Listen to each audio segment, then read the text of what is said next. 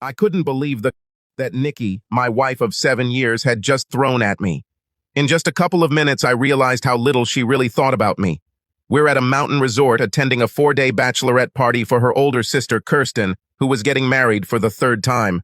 I couldn't help but wonder how she managed to scam her current fiancé. Was it her money, or did she threaten to sue him? I assumed that, being a lawyer, she no doubt forced him to sign the mother of all prenuptial agreements, probably subjecting him to some form of medieval torture. The day before, Wednesday, we decided to use one of the public hot tubs offered by this establishment. Earlier that day, Kirsten had warned that there might be naked men in the hot tubs. I thought she was just fooling us, but she wasn't. It seemed that the hot baths here were clothing optional. After we entered the water, I noticed that the 5 guys across from us were naked. My assessment was correct as they climbed out of the bath, dried themselves off, and settled into their lounge chairs, not caring that they were exposing themselves to us. However, one guy, a tall, muscular man with long hair, pulled back into a ponytail, was lying on the grass next to the hot tub on his side with one leg up. His equipment seemed huge. I noticed Nikki staring at him with glassy eyes. I guess I should step back and tell you a little about us. My name is Ned Carson, and my wife is Nikki. I am 39 years old, and she is much younger. She just turned 32. I used to be a police officer, but was injured in the line of duty. As a result of my injuries, I was shot several times. I was written off for health reasons. This was before I met Nikki. She was one of the physical therapists who worked with me to help me learn to walk again. I still find it difficult to walk very far, but I managed to get around. After my dismissal, I became a private detective. Luckily, most of my work is done either at my desk or in the front seat of my car, and I don't have to run around much. I worked with one of the best detectives for several years until he died of a heart attack. After his death, I took over the day-to-day work, reporting to my former boss's partner. Nikki and I dated for a while, fell in love and got married. The first 5 years of our marriage were wonderful. Or so I thought. However, a couple of years ago, I was diagnosed with type 2 diabetes and high cholesterol. Of course, my habit of smoking 2 packs of cigarettes a day didn't help matters much. Thanks in part to the medications I took for diabetes and cholesterol, I found that I couldn't have sex the way I used to. I even tried to quit smoking, but all it did was make me irritable. At first, Nikki said she understood and we did everything we could. Even if I couldn't maintain my arousal for very long, I still satisfied her. Anyway, she seemed to enjoy it, and I always made sure she got to the finish line. But over the past couple of years, something has changed. Slowly but surely, Nikki changed from a sweet, caring, loving woman to a shrew that I sometimes didn't recognize, constantly ordering me around and becoming hot-tempered over trifles. Nothing I did seemed to satisfy her anymore. To top it all off, our personal life has become almost non-existent over the past year. I did everything I could to keep her happy, but it seemed to be a lost cause. I was hoping that this little trip to a mountain resort could rekindle the spark between us. But it became clear to me that this was a hopeless cause.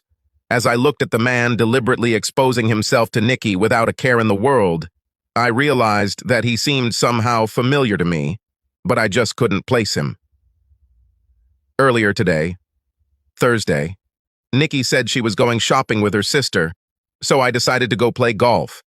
I returned a little earlier than planned, took a shower, and got dressed. I was hoping to take Nikki out to dinner and dancing later as a possible prelude to sex. As I was getting dressed, Nikki ran into the room wearing a bathrobe. Her hair was wet, and she seemed flushed. She sat on the bed and looked at me for a while. "I thought you were going shopping with Kirsten," I said. "I changed my mind," she said. "Instead, I went to the hot bath." "I see it," I told her. "Were there any naked men there today?" "Oh, yes," she said with a smile. "There was a guy with a ponytail. His name is Ramon Torres. He's doing some work at a film studio on the West Coast. You would really like him." That's when it dawned on me. I knew exactly who he was. Yes, Torres does work for a film studio, but you likely won't see his work on the big screen. That's because his work is a little more lame. "I take it you've gotten to know this guy Ramon a little," I said. She snorted at this. "Yes, I did it," she said, "and some of his friends." "I understand," I said. Did you have a good time? It was the best time I've had in years, she said. Is this what you had in mind all along? I asked. Her face changed, and I realized that the shrew had returned. Yes, that's true, she said. I looked at her, and for a moment I had no idea who this woman was. She looked at me before continuing, You cannot even imagine. For years you were the only man I ever had sex with. But the last 2 years have been real hell for me.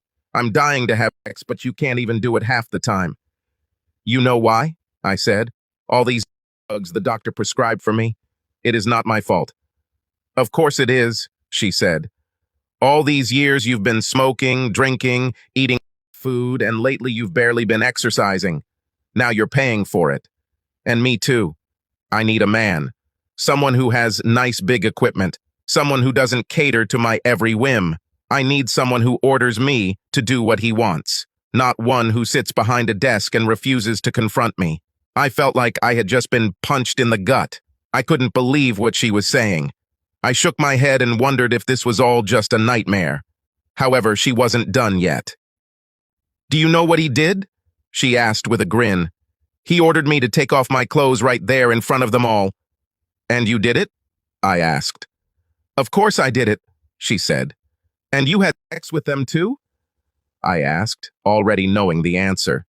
She giggled as she shed her robe, revealing her naked body underneath. I saw bruises and bite marks on her. Have sex? She asked sarcastically. No, I f***ed them. Everyone. I even f***ed 3 of them at the same time. And yes, I allowed them all to fill me. And you know what else? No, I said quietly, trying to contain my anger. What? They're all heading here now, and they're going to f*** me senseless right here in this bed while you watch, she said. I stood up and walked to the closet, where I grabbed my suitcase. What are you doing? She asked. Are you going to run away like a little weakling? I took a breath before answering and counted to 10. Now I remembered what it was about Ramona that drove me crazy. Apparently he had a nasty habit of getting women on sex and drugs. He then recruited these women to star in adult films for him. Once he was done with them, he usually kicked them out onto the streets, where they eked out a miserable existence as fallen women, having sex with anyone for the next fix.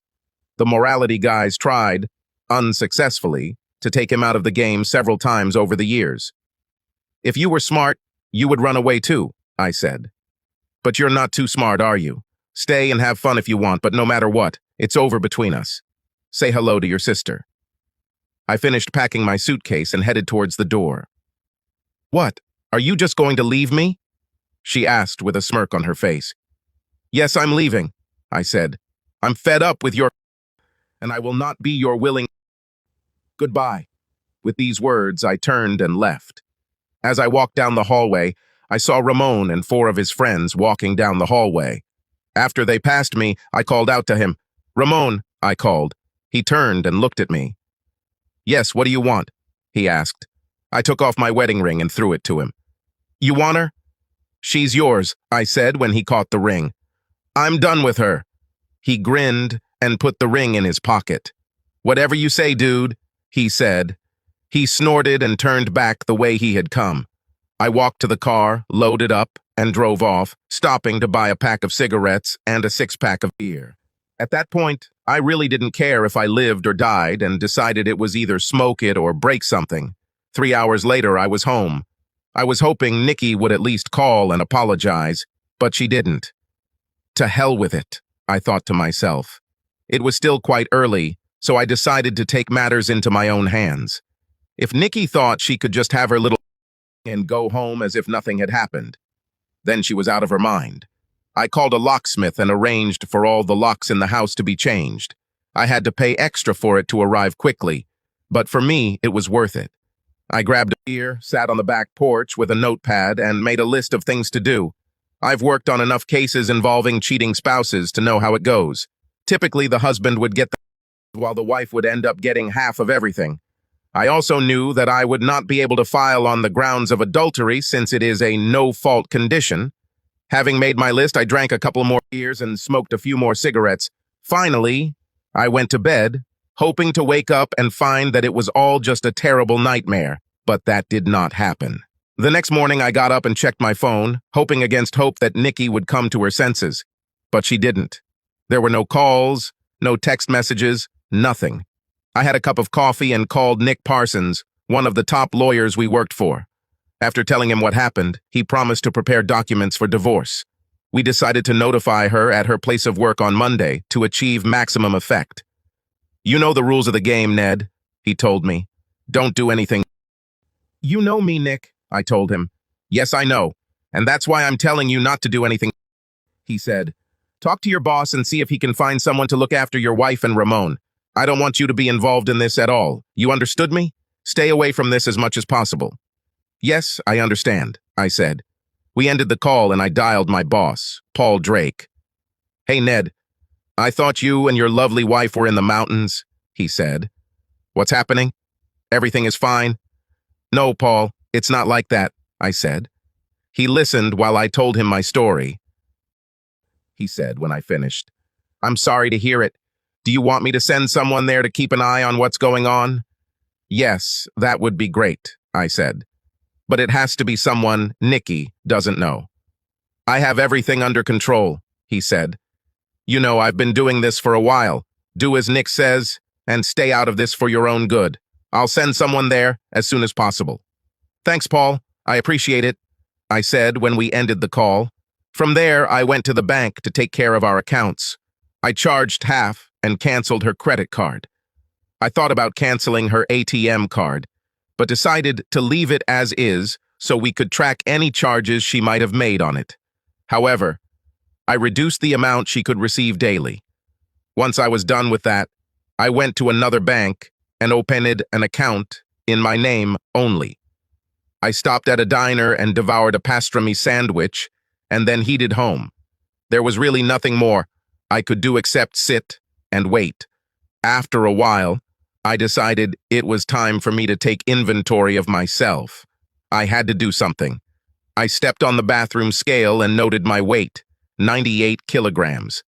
Then I looked at myself in the mirror. I still had a good figure, but I had developed a bit of fat, and the muscles that I had before when I wore the uniform have mostly become flabby. No wonder Nikki didn't want to have sex with me anymore, I thought. Heck, I wouldn't want anyone having sex with me at the moment. I remembered the doctor telling me that my diabetes would be easier to manage if I could get my weight below 200 pounds. He even gave me a nutrition guide, but I basically ignored it, thinking I was simply too young for that kind of thing. However, now I have changed my mind. Maybe in a way Nikki was right. I allowed myself to get into this state, but she didn't have to do what she did. If she really loved me, I reasoned, she would have said something sooner. I decided right then and there to change everything. Grabbing the phone book and a pack of cigarettes, I headed out to the back porch and looked for gyms. I found one or two and decided to check them out. I was about to leave when my phone rang. I saw that it was a number. I didn't recognize, but I answered anyway. "Carson," I said after answering. A female voice was heard at the other end of the line. "Ned, where are you?" the woman asked. I recognized Kirsten's voice. We hadn't spoken much in the past, and I was a little surprised that she called. "Nikki told me you left last night." "Yes, I left last night," I said. "Why do you ask?" "Well, we were just wondering what happened," she said. "Nikki looks like she was seriously bullied and sent to soak. I've never seen her in such a state. Then she told me that you two had a fight and you left. What's happened?" "Maybe you should ask her to tell you," I said. "Is everything okay between you two?" she asked. "No, that's not true," I said. "Tell me, did you know that Ramon Torres and his team are at the resort?" "Of course," she said. "They provide entertainment for our bachelorette party.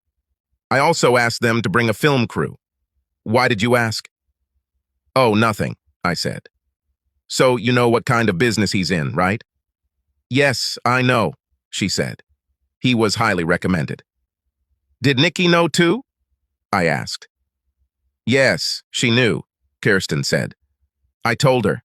To be honest, I was a little surprised when you showed up. It was just supposed to be a girls' thing, you know. But I thought that if you two like the whole hot wife and thing, then it's really none of my business. So You knew she intended to me? I asked. Yes, she said. We all knew this. I thought to myself. Why did you ask? Is there some problem? Nothing I can't handle, I said, not wanting to show my cards. Do you want me to ask Nikki to call you? She asked. No need, I said. Okay, she said. Look, just let her have a blast, okay? I know she still loves you. When she's finished, she'll come back to you. After all, it's just X. No, that's not true, I told her. It was a heartless, cruel, calculated betrayal. And you helped it. Oh, please stop showing off, she said. It's just the weekend. You'll be back to pick her up on Sunday, won't you? No, I said. She can find her way back on her own, but she won't be welcome there. I heard Kirsten gasp when I said that, but I really didn't care. To hell with them all, I thought. Goodbye, Kirsten, I added, ending the conversation. So Nikki knew this was coming from the very beginning and even planned it in advance just to humiliate me. I wanted to punch a hole in the wall. Instead, I went to the gym and spent time hitting the bag, pretending it was Nikki and Ramon. I punched until I had no more strength in my arms and finally took a shower. Are you okay? I heard a man ask while I was getting dressed. I looked and saw one of the trainers standing there. Not really, but thanks for asking, I said. I saw you there on that punching bag, he said. I thought you would end up hurting yourself. Do you want to talk about it? What the hell? I thought. I sat down and took a breath. He sat down on the bench and waited patiently. I finally told him the whole story. I'm sorry to hear that, he said. Please call me Ned, I said. Okay, Ned, he said in response. Look, if you want to get back in shape, I can help you. But I think you need to do more than just lose weight. If you want, I can recommend you a good consultant. I looked at him and thought for a moment before answering. I realized that he was right. I was a complete mess, both physically and emotionally. What the hell? I said. Looks like I could use all the help I can get. He laughed and handed me a business card. Rose Carlson, counselor, the sign read. Call her, he said. She's good, especially at things like yours. Yes, I'll do that, I said. At the same time, I couldn't help but notice that you prefer not to put any weight on your right leg, he said. I explained that I was injured as a result of the shooting. He listened and nodded his head. I can help you with this if you want, he said. We can also help you with your diet and exercise regimen, but you will have to commit to a long-term program. We have people here who specialize in people with diabetes. Are you ready to do this? I thought about it before answering. Yes, I said, nodding my head. I knew I had to do something. And fast. Okay, he said. Let's sign you up. By the way, my name is John. John Green. He extended his hand and I accepted it. Ned, I told him. Ned Carson. Carson, he repeated. I've heard this name before. Wait, now I remember. You were the cop who saved my grandmother's life during a bank robbery. This was what, 8 years ago or so? It was a robbery during which I was shot. It's nice to finally meet you. By the way, how is your grandmother doing? I asked. She's doing well, John said. Thanks for asking. He took me to the front desk and signed me up for a program that he said would help me lose weight and regain my strength. He introduced me to several of his colleagues as the police officer who saved his grandmother's life, and they all thanked me for my service. Listen, if you have any questions, please don't hesitate to ask, he said when we finished. And please be sure to contact Rose. I will do so, John, I said. Thanks for everything. I left the gym feeling better than I have in a long time. It was nice to be appreciated by someone for a change. When I got home, I called Rose and made an appointment for the following Tuesday. I held out some hope that Nikki might call or text, but she never did. I did receive a call from Paul, who told me that they had an operative on site who would record her actions and report directly to him. I thanked him and informed him of my meeting with Rose. Okay, he said. I'm glad to see you taking positive action, Ned. Take as much time as you need to figure this out. I'll fill you in when I hear anything from our guy at the resort.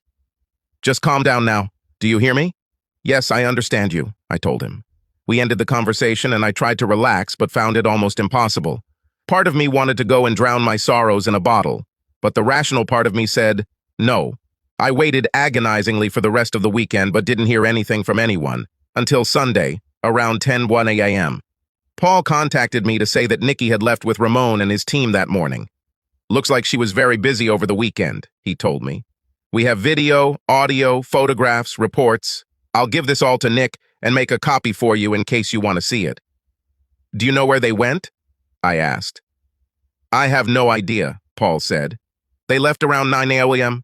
Okay, I said. That means she should be here around 12 or so. As long as she comes home, Paul said. Yes, I said in agreement. Stay in touch and let me know if she shows up, he told me. I'll do so, I told him, ending the conversation. I decided to take a chance and dialed Nikki's number. Unfortunately, the message went straight to voicemail. Nikki, call me when you get this message, I said. I know that you left the resort. Call me. I ended the call and dialed Kirsten's number. She answered after the third ring. Kirsten, this is Ned, I said. Yes, I know, she said. You missed one hell of a party, Ned. Somehow, I feel like I haven't really missed that much, I told her. As I understand it, Nikki left with Ramon. Yes, they left early this morning, she said. Do you know where they were going? I asked. I have no idea, she said. I'm not my sister's keeper. I assumed they were heading to your house, but I'm not sure. Do you really care whether she comes home or not? I asked. Hey, don't be harsh with me, she said. Nikki is a grown woman and she can do whatever she wants and go wherever she wants, with whomever she wants. If she decides not to come home, that's not my problem. Now get lost. With these words, she ended the conversation. I put the phone back in my pocket and sat in the living room, waiting. It's amazing how slowly time passes when you look at the clock. The minutes passed slowly. Pretty soon it was 12:00 and Nikki still hadn't shown up. I waited anxiously, but nothing happened. An hour later, there was still no word from Nikki, and my voicemail still wasn't answered. I launched the search app on my mobile and tried to find her using it, but to no avail. Apparently, she turned off her phone and took out the battery, so I couldn't track her. I turned on my computer and checked my email. Nothing. I continued to wait, and wait, and wait a little longer. By 6 p.m., she still hadn't shown up, and I assumed she either hadn't returned home or had been in an accident on the way. I contacted Paul, who made several calls only to find out that she had not been hospitalized and, as far as he could tell, had not been stopped by the police along the way. I got an idea and went back to my computer. I thought that if she used her card at the ATM, I would see that it was reflected in our account. When I opened the online check-in, I saw that around 9:45 a.m. at the airport, which is fairly close to the resort, $200 had been charged. This was the daily limit I set her card to on Friday. Based on this information, I assumed that she decided to fly off with Ramon and his gang. But where? Opening another browser window, I checked for flights out of that airport and saw one departing to Los Angeles at 11 p.m. I've also seen flights to Miami, San Francisco, Dallas, and Seattle around the same time. I knew Ramon lived on the West Coast, so I figured that was where she was headed, but I wouldn't be sure until she used the map again. I called Paul and brought him up to date. I think we'll have to wait until she uses her card again, he said. It will happen at the earliest tomorrow, I told him, and by then she could be anywhere. Have you considered reporting her missing? He asked. The police won't do anything until she's gone for at least 24 hours, I said. Then we have nothing left to do but wait, he said. Is there anything in the video transcripts that indicates where she might have been going? I asked. I figure if we go through it line by line, we might be able to find something, he said.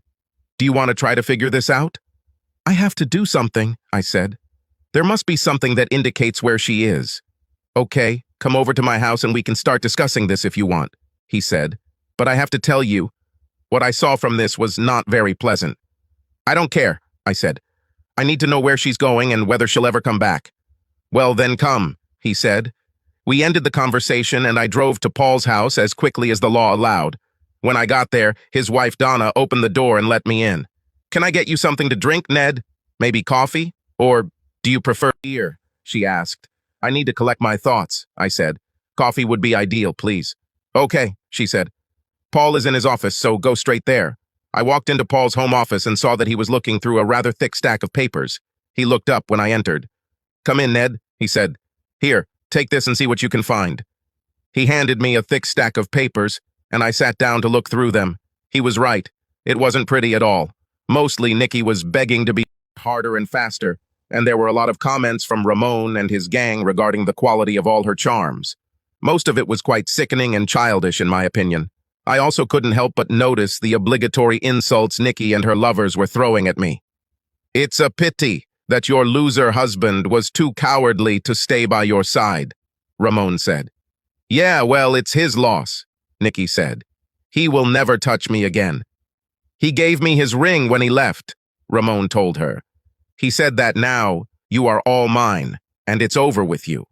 Laughter. "Maybe I'll pee on him for old time's sake," she said. Laughter. At that moment, I wondered what it was that I had ever seen in her. Good riddance to bad trash, I thought. We continued to review the transcripts, trying to find a clue. Suddenly, Paul screamed. "Wait," he said. "I think I found something." "What?" I asked. "It was late Saturday night, around 11:45 p.m., he said. "Here, read this. Tell me what you think." I took the transcript from him and began to read a few lines above where he indicated in order to better understand the context. "Boss, she's the best we've had in a long time," said one of Ramon's henchmen. "We could make a lot of money off this." "You think so?" asked Ramon. "Oh, hell yes," said the other footman.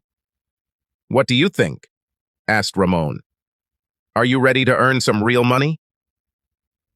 "I'm not a fallen woman," Nikki said. Laughter.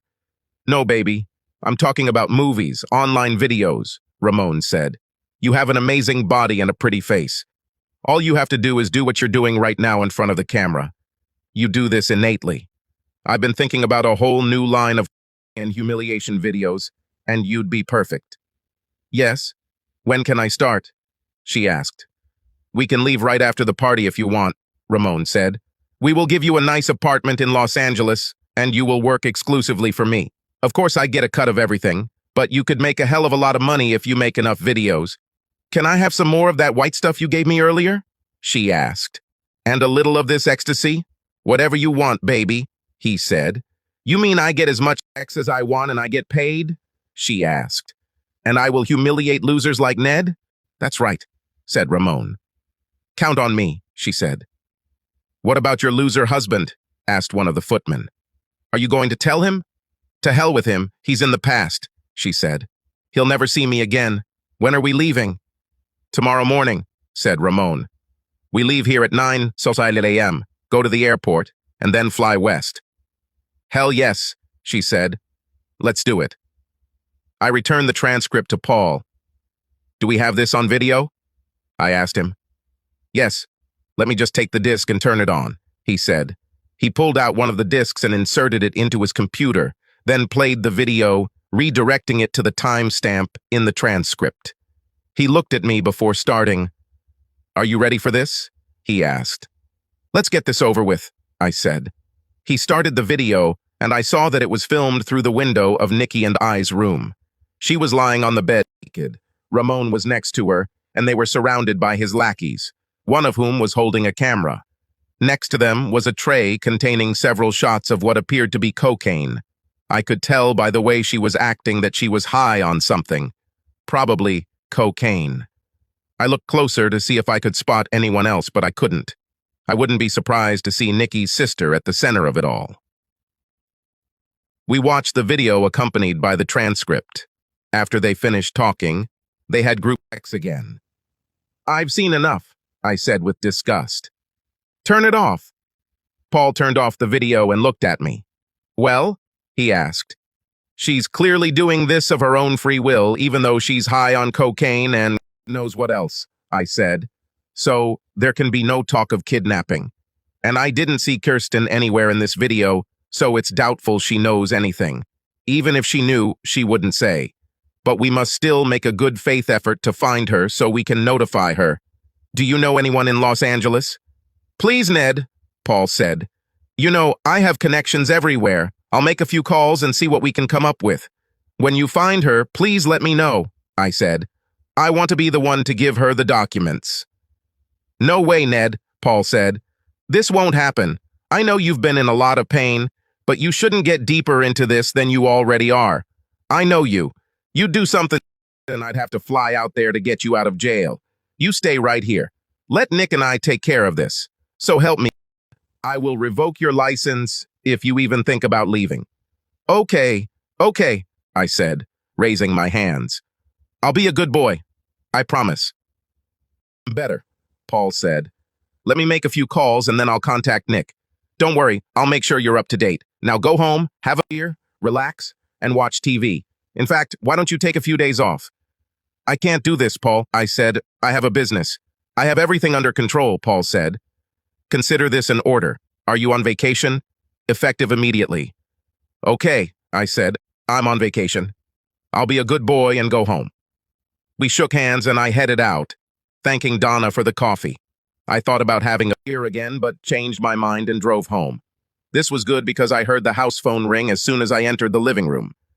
Hello, I said when I picked up the phone. When I saw Kirsten's number pop up, I pressed the button on my answering machine to record the call. Hi, Ned. This is Kirsten, she said. Yes, I know, I told her. And you should know that I am recording this conversation. I hope you do not mind. Not at all, she said. If I were in your place, I would probably do the same. What do you want, Kirsten? I asked. I just heard from Nikki, she said. She asked me to represent her interests if you file divorce papers against her. Do you know where she is? I asked. She told me she's in Miami now, but she'll be moving around a lot and probably won't be back soon, Kirsten said. Miami then? I asked. I knew she was either lying or had been lied to. That's true, she said. At least that's what she said. She tells me that you will probably divorce her. This is true? As we speak, documents are being drawn up, I said. When they are ready, send them to me, she said. I'll send you my address by email. I'll pass this on, I said. Did you know that she intended to leave me to become in adult films for Ramon Torres? No, Ned, I didn't know that, she said. I know you don't have a very high opinion of me, but it's the honest truth. I thought she was just going to have sex with him to make you jealous enough to do something about it, but I didn't know she would leave you. I was shocked when she told me about this. I happen to know that you are a fundamentally good person, Ned, so please accept my apologies. Did you know about the drugs he used on her? I asked. Cocaine and ecstasy? Well, I knew about ecstasy, but not about cocaine, she said. We all took some ecstasy that night, but I didn't see any cocaine. You know what he does with the girls he recruits, right? I asked. He makes films for adults, she said. He specializes in gangbangs and humiliation. He decided to start a new series featuring more mature amateur women like Nikki. But I didn't know that he had his eye on her. You didn't answer my question, I said. Do you know what he does with them? I don't understand you, she said. Don't play dumb, Kirsten, I said. He will use them up, burn them down. Then he throws them out into the streets, where they are forced to have sex with anyone in order to get their next fix. This is what is in store for your sister. How long do you think she'll last? Is this concern on your part? She asked. Oh, please, I said sarcastically. No matter how much I hate her now, I wouldn't wish this on anyone. Even you. Where is your concern for your sister? Not that it's any of your business, but I'll take her in before I let this happen to her, she said. Make sure she knows that, I said. From what I know about him, he'll probably break up with her in 5 years. Maybe less. I hope you have a spare room at hand. You don't have to worry about the size of my place, she said. All I need to know is what you want in a divorce. You'll find out soon enough, I said. Very good, she said. Do you want me to give Nikki a message? No, I said. I have nothing to say to her at the moment. Well then, I guess we have nothing more to discuss, Ned. Once again, I'm sorry this happened. Ask your lawyer to send the documents directly to me. Any communication will be carried out through me, she said. Goodbye, Ned. We finished the conversation and I stopped the recording. I called Nick and told him what she said.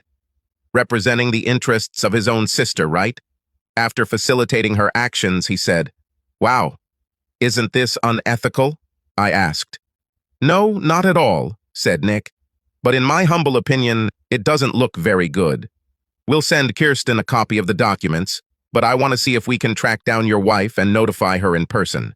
There's too much of a chance that Kirsten will conveniently not deliver the documents to her sister and then claim that she was never properly notified.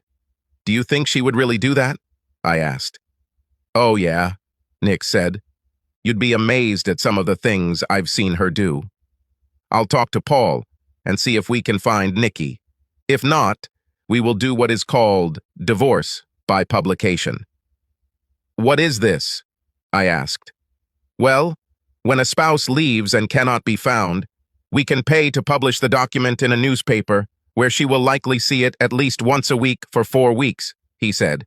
If it turns out to be in the Los Angeles area, as we believe, we will publish it both here and in the LA Times. This way we can show the court that we went through all the necessary hurdles to notify her. This is in addition to sending a copy of the documents to Kirsten, right? I asked. Absolutely right. Just because we're sending it to her doesn't mean Nikki will be notified, Nick said. We talked for a while longer before ending the call. I had a snack, smoked a cigarette, and went to bed. Over the next few weeks, we monitored Nikki's ATM card usage and determined that she was most likely located in the Long Beach, California area. Paul contacted his contact in Los Angeles and learned that investigators had spotted her at several nightclubs where she had performed on stage, but they had been unable to pin her down to any specific location. Pat Silva, Nikki's supervisor at the clinic where she worked as a therapist, called to ask about her since she hadn't bothered to show up for work. I calmly told her that Nikki had decided to change her profession. What do you mean by career change? Asked Pat. Didn't you hear? I asked. She decided to start filming adult films. What? Pat asked incredulously. Yes, she wants to be an adult film star and a drug addict, I said. She's somewhere in Southern California, chasing her dream, right now as we speak. I'm surprised she didn't tell you. Ned, you better not be kidding me, Pat said. I'm sorry, but it's true, I said. So she won't come back, right? Asked Pat. I would be very surprised if she did that, I said. Okay, I'll process her final payment and fire her, she said. Is there an address where I can send this? For now, you can just mail it here, I said. I'll give this to her lawyer. Okay, Ned, she said. I'm sorry to hear about it. We will miss her. Thanks, Pat, I said, ending the conversation. I received Nikki's last paycheck and forwarded it to Kirsten as promised. I don't know if she ever passed that on to Nikki. To be honest, I didn't care. I began my consultation with Dr. Rose. She was a very good consultant and listened to what I had to say.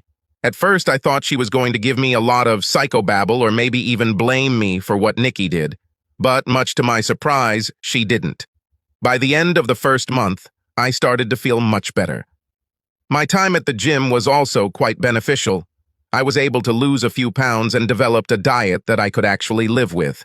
John helped greatly, and soon I was able to see the old me begin to reappear in the mirror. Nick was busy too. After drafting an extremely one-sided petition for divorce, he published it in the local newspaper and in the LA Times twice a week for 4 weeks. Towards the end of the 4th week, he kindly sent a copy to Kirsten, who was not very happy. She demanded to meet with me and Nick as soon as possible. What the hell does this all mean? She asked when we met in his conference room. This is an insult, not a request for divorce. What the hell are you trying to achieve by demanding a 75-25 split? Without any support? The real insult is what your client did to her husband. With your help, I might add. Since your client has decided to walk away from the marriage, my client and I both believe this is the most appropriate response, Nick said. She didn't even bother to take care of moving her things out of my client's house. My client hasn't even been served with the documents yet, Kirsten hissed. That's because your client was hiding in the Los Angeles area, Nick said. Since we do not have her address, and you were not very willing to tell us about your client's whereabouts, we decided to file a divorce by publication. A 4th ad has just been published in both the local newspaper and the Los Angeles Times. I'm going to fight this, you know, she growled. As you wish, Nick said, and she fought. She filed motions that went nowhere and requested counseling, which the judge reluctantly agreed to order. I was shocked when Nick told me about this. "Don't worry about it," he said. "Judge Potter hates traitors and loves policemen. Kirsten thinks she's driving, but in reality she gives Nikki just enough rope to hang herself." "What do you mean?" I asked. "Nikki probably won't come to the consultation," he said. "Judge Potter hates it when people disobey his orders. When that happens, he will likely issue a bench warrant for her arrest." "This is what I would like to see," I told him. I showed up at the court-appointed counselor's office exactly at the appointed time, and, of course, Nikki was not there. I knew consultant Judy McGregor because she was the police consultant who worked with me after I was shot. We spent an hour catching up, and she listened to me tell my story. "I take it you can't imagine making peace with your wife?" she asked. "Not at all," I said. "Okay," she said. "I will report this to the judge, as well as her absence." "Good luck, Ned. It was nice to see you again." From what Nick told me later, Judge Potter was furious that Nikki had disobeyed his orders and issued a bench warrant for her arrest. He told me the warrant was valid for 5 years. We continued to monitor her ATM usage and noticed that while most of her activity was in the Long Beach area, she used it several times in San Francisco and San Diego. It looks like she was very busy. At the same time, I did a search and found several short videos of her. I could only stand and watch them for a few minutes, and I noticed that they were all on the same topic: group sex and humiliation of the supposed husband. I almost threw up when I realized that this was exactly what she probably wanted to do to me. Finally, a date for our court hearing was set. I met Nick at the courthouse, and we went inside. I looked around and saw Kirsten, but Nikki was nowhere to be seen. I wasn't surprised. When it was our turn to approach the bench, Nick and I took our seats and watched as Kirsten sat alone at her table. Judge Potter was not happy to see her alone. "And where is your client?" he asked. "She's not well at the moment," Kirsten said. "Unwell?" asked Judge Potter. "What the hell does that mean?" "She's at work right now," Kirsten added. "At work?" asked the judge. "She's an adult film actress." "What? There are no beds in this city? Is her job more important than this divorce?" "She just couldn't leave, Your Honor," Kirsten said. Judge Potter sighed heavily and stared at the documents in front of him. "Very good," he said. "In light of this, I will issue another court order, and I am ready to enter the divorce decree in court today."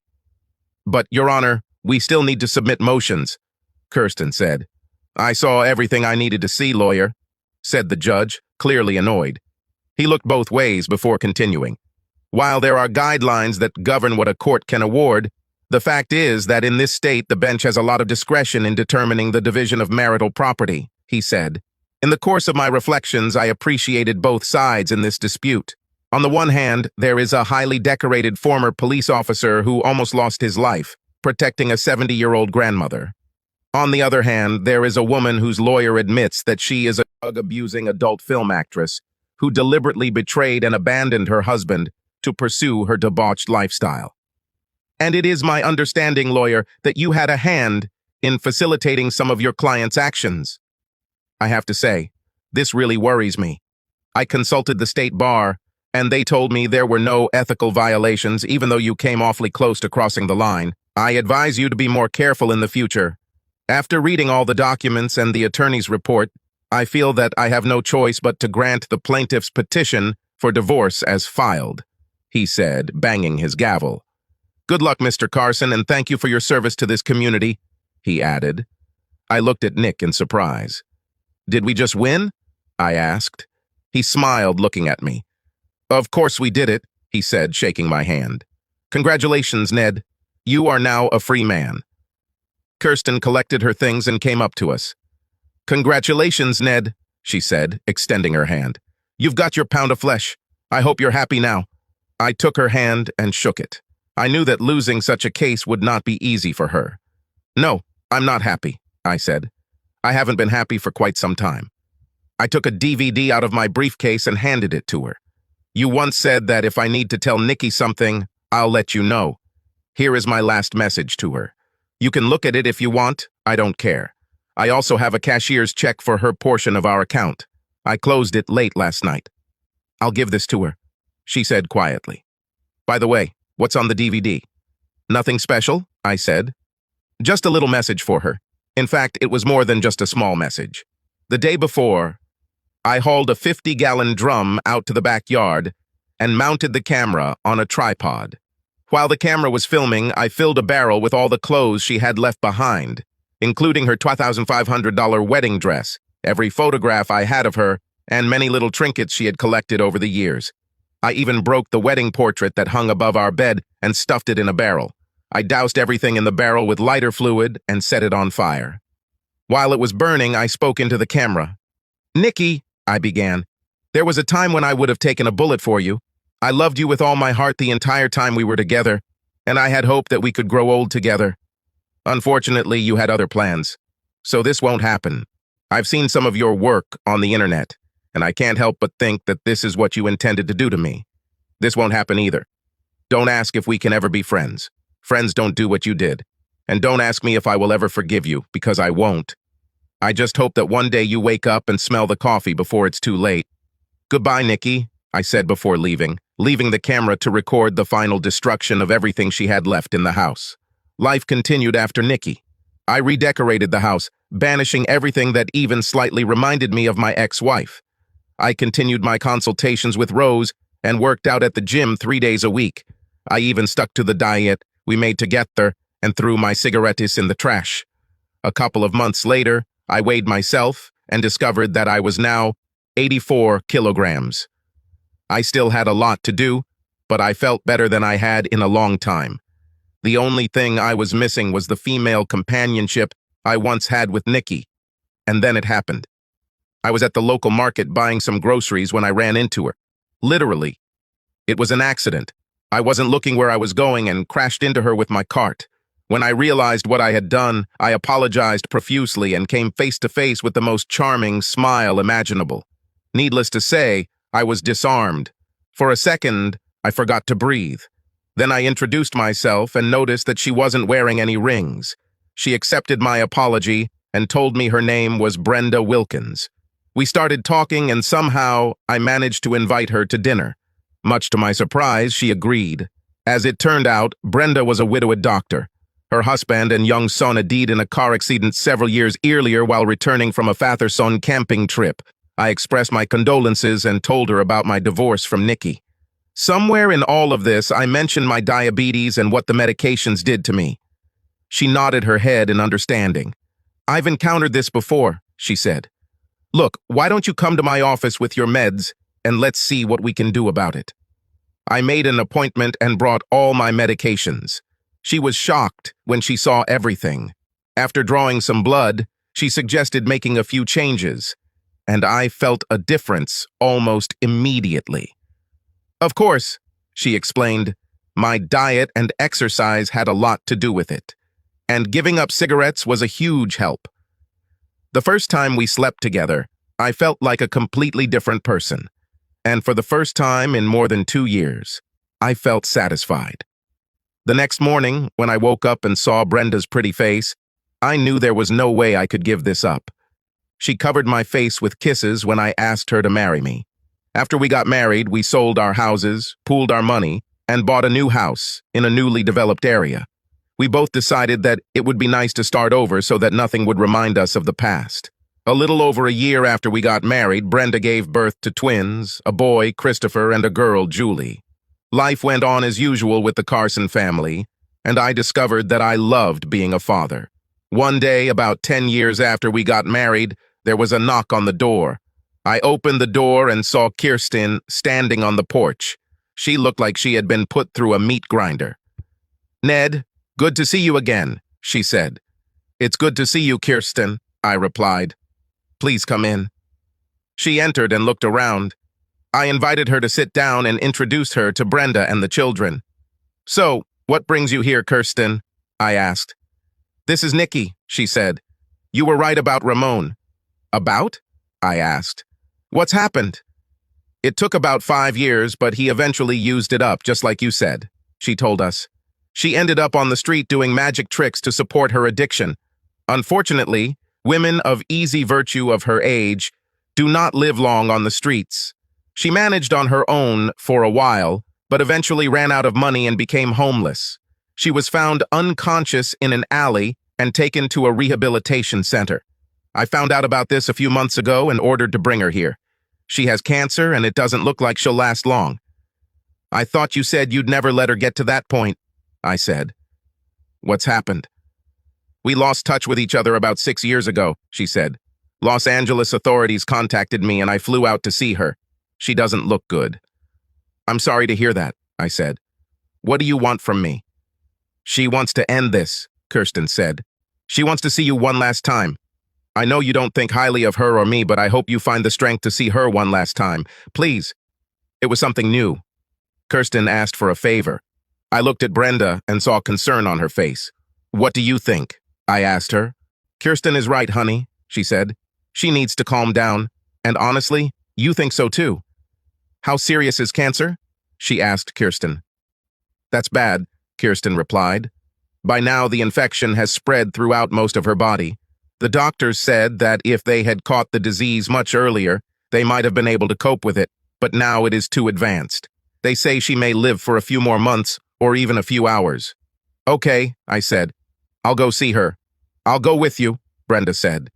I agreed and took out my phone to arrange a babysitter. Carla, a teenage girl who lived next door, often helped us and, as it turned out, was free. After she arrived, Brenda and I followed Kirsten out. When we got to the hospice, Kirsten showed us Nikki's room. I was shocked when I walked in. I didn't even recognize her.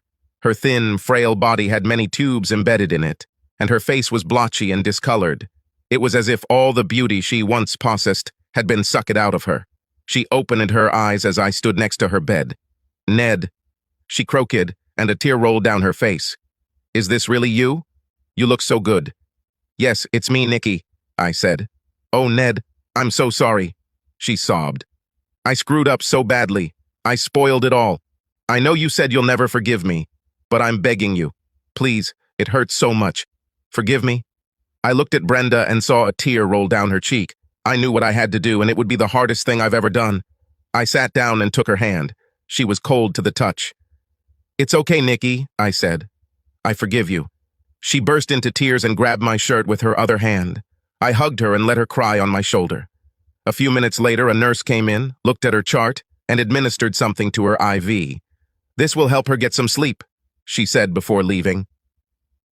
I looked and saw that she was already falling asleep, so I put her head back on the pillow. Thank you for coming, Kirsten said. You're welcome, I said, nodding my head. How long will you stay here? I'll stay until the end, she said quietly. I have a laptop and I work remotely. I've already agreed on everything. There will be no memorial service. She didn't want this. What happened to Ramon? I asked. She opened her purse and pulled out a folded piece of newspaper. After he kicked her out, he hired another girl, she said. Her husband didn't take it too kindly and killed him, quite brutally. I quickly looked through the article. The mutilated body of Ramon Torres was found in an abandoned warehouse in Ontario on Saturday morning, the article said. Disfigured? I asked Kirsten. Yes, she said. Wow, I said. And they know for sure that her husband did it? Yes, she said. He was seen leaving the warehouse. The jury found him not guilty on the grounds of temporary insanity. I can understand that, I said. I wanted to do this with him myself. I'm sorry, Ned, she said. For all. Yes, I said quietly. Anyway, we both felt bad after watching that video you gave me, she said. I never really thought about sex outside of marriage until I saw this video. Until then, it was just something I did for my own satisfaction. After I watched this video, my opinion changed. I never truly understood how much it hurt to be deceived, or how expensive it could be, she added, glancing at Nikki. Thanks to you, I am no longer the woman I was 10 years ago. I'm glad to hear that, Kirsten, I said. Take care of yourself, Ned, she said, hugging me. And take care of my ex-brother-in-law, she told Brenda, hugging her. Count on it, Brenda said, hugging her back. We got out and returned to the car. Are you okay? Brenda asked as we fastened our seatbelts. Yes, I'm fine, I said, starting the car. Karma. This could really be unbearable, I thought as I headed home.